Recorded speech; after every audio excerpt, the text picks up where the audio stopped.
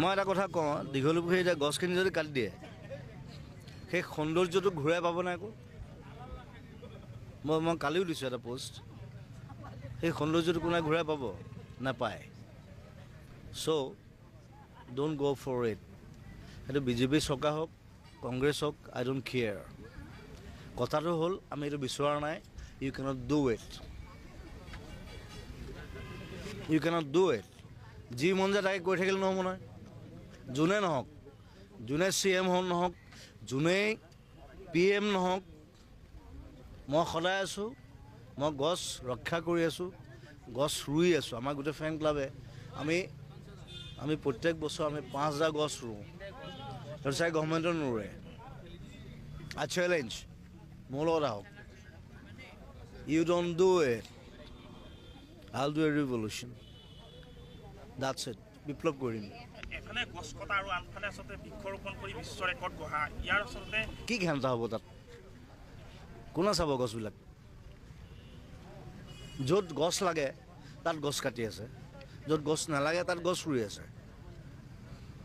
Free চাউল দি আছে। আৰু কম নেকি?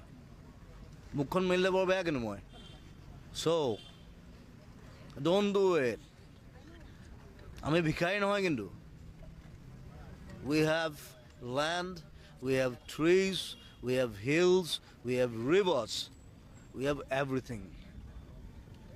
Talk to me.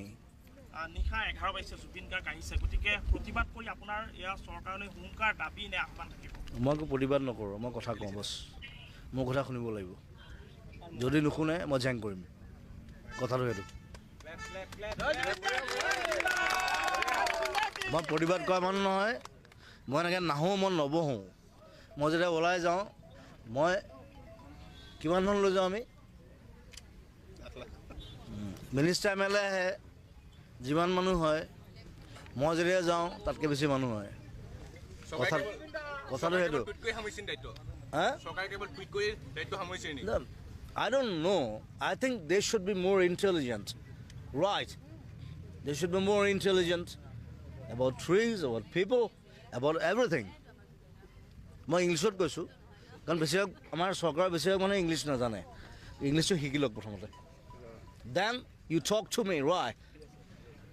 Yes, that's it.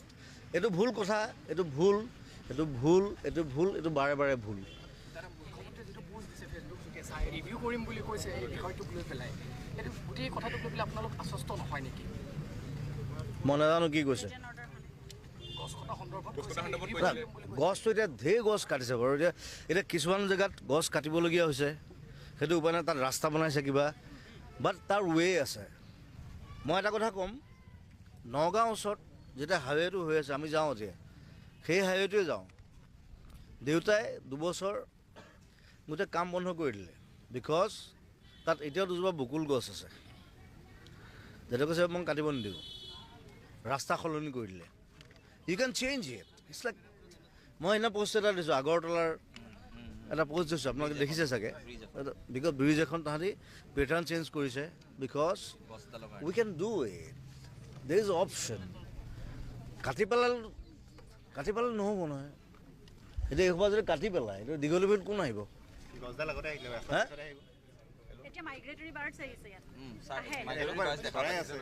গছ থাকিলে চৰাই আহিব, যদি গছ নাথাকে ফ্লাইঅভাৰত চৰাই নাহে। এতিয়া মোৰ ষ্টুডিঅ'তে চাব, এইটো উদাহৰণ। তাত ৰাতিপুৱা কাউৰী, শালিকা, কপৌ, চুটি শালকি, ঘনচিৰিকা মোৰ এনে কাণৰ কাষেদি পাৰ হৈ যায়। এতিয়া বাদুলি আহিছে ৰাতি, কাৰণ মই জামাইকান চিৰাই এটা ৰুই দিলোঁ। এতিয়া ৰাতি চব বাদুলিবিলাক আহে, মোক পাত্তাই নিদিয়ে। মানে মই কোন জুবিন গাৰ্গ, তাহাঁতি আহে কিন্তু ৰাতি। মই তাত সেইকাৰণে লাইট দিয়া নাই, কাৰণ লাইট দিলে তাহাঁতি গুচি যাব। So' these are like very scientific things, you have to know' it scientifically and from your brains. প্ৰথম কথা, ফ্ৰম ইয়ৰ ব্ৰেইনছ। ইটছ এনেই আৰু গছজোপা ৰুলোঁ, তাক কাটি দিলোঁ, ইটছ নট চাইণ্টিফিক। ক'ত গছ কাটিছোঁ, ক'ত কেনেকৈ কি কৰিছোঁ, এইটো চাব লাগিব। এইটো মইতো 32খন দেশ ঘূৰিছোঁতো, 32 countries. I've seen it there. কোনে কেনেকৈ কাম কৰে